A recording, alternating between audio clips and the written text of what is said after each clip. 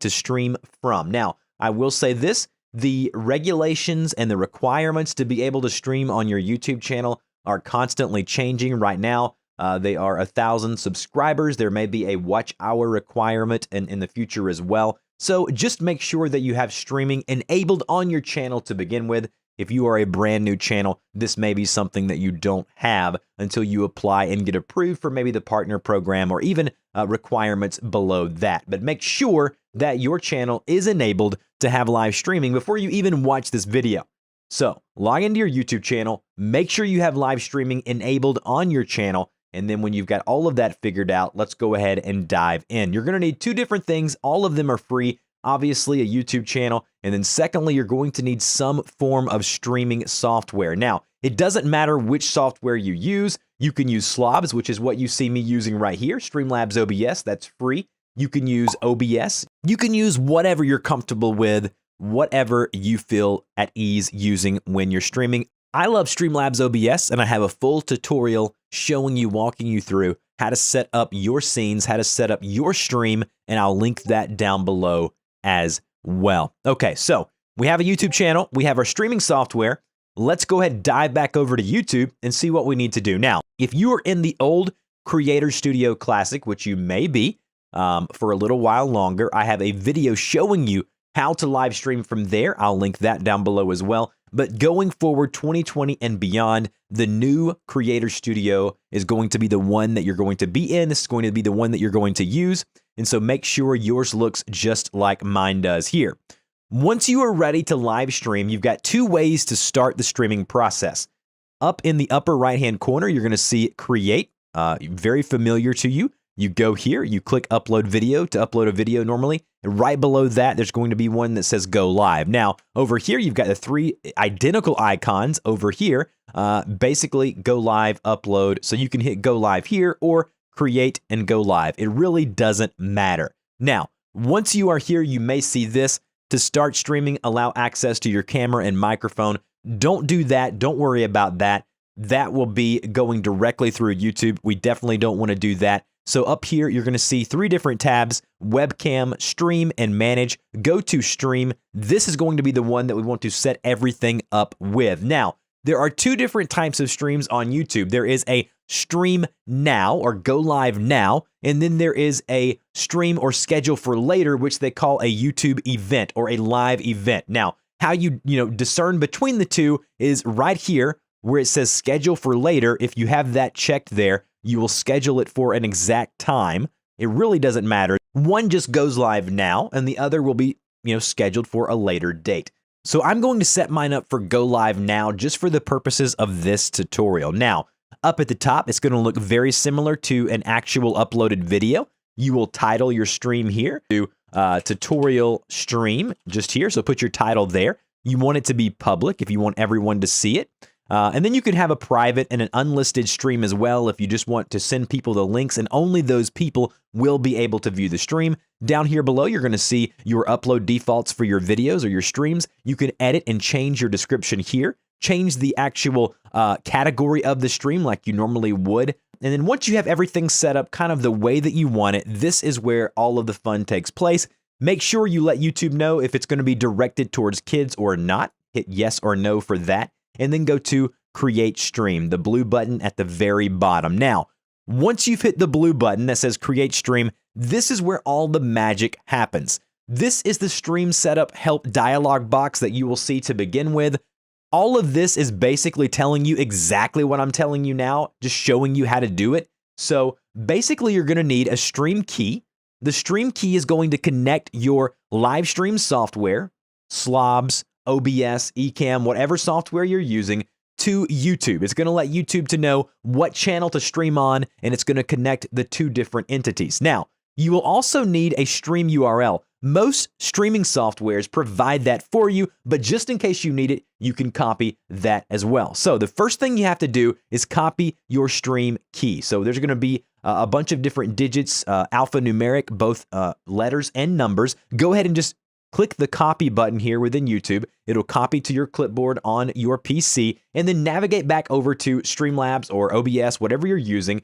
I then go to Settings, and then once in Settings, I go to Stream, which is this option here.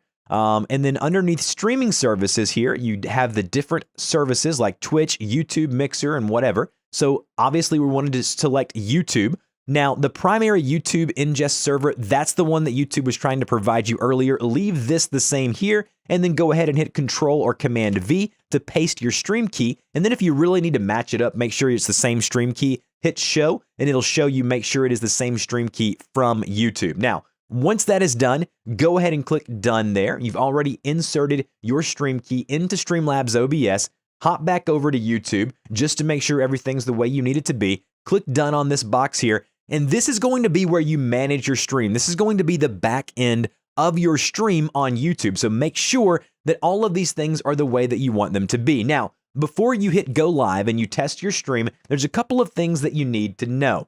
I go ahead and hit the low latency option here. Again, all of this is going to be dependent on your internet signal, the strength of your internet, and we can test that, and we're going to talk about that now. To make sure that your stream is the highest quality possible, okay, go back over to your streaming software, go to settings, and make sure that when you're under stream here and you have a couple of different things under output, that your video bitrate, start that at 3500. If you notice some lag within your stream, lower that number.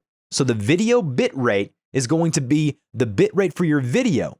So what this means is that the lower this number, okay, that means that your internet signal is probably much weaker. I like to keep mine at 3500, but if you see some lag, lower the number, and if it's buttery smooth, you may can even raise that number. I like to keep mine at 3500. That is a sweet spot. That is where I would keep mine if I were you. Audio bitrate anywhere from 250 to 300. I keep mine at 288. Again, you can do 256, 320, but 288 is a fairly streamlined process. Now, make sure that when you've gone through and set up your stream here on your streaming software, that you have your microphone connected via your audio interface, via Bluetooth, via USB, whatever it is, because audio is critical just as it is within a uploaded video to YouTube. Now, once all of this is set up within your streaming software, go back over to YouTube, make sure again everything's the way you want it, and then on your streaming software, hit Go Live. So I'm going to go ahead and hit Go Live now within Streamlabs OBS. Now, this does not mean that you are live on YouTube. There is one more step.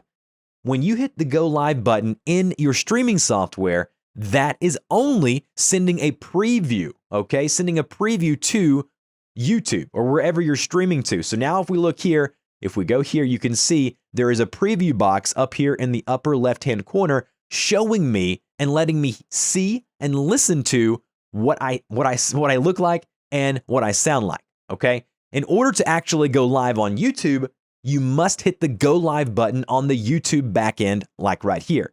So once I'm back in the YouTube studio, everything looks good, everything sounds good, I then can go ahead and hit Go Live.